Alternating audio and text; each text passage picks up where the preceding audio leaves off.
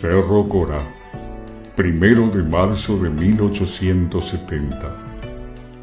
Si los restos de mis ejércitos me han seguido hasta este momento, es porque sabían que yo, su jefe, sucumbiría con el último de ellos, en este, mi último campo de batalla.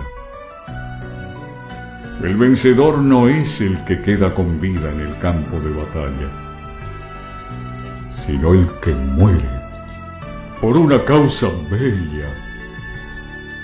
Seremos vilipendiados por una generación surgida del desastre, que llevará la derrota en el alma y en la sangre, como un veneno, el odio del vencedor.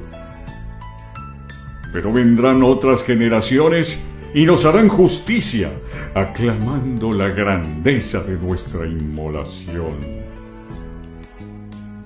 Yo seré más escarnecido que vosotros, seré puesto fuera de la ley de Dios y de los hombres, y me hundirán bajo el peso de montañas de ignominia.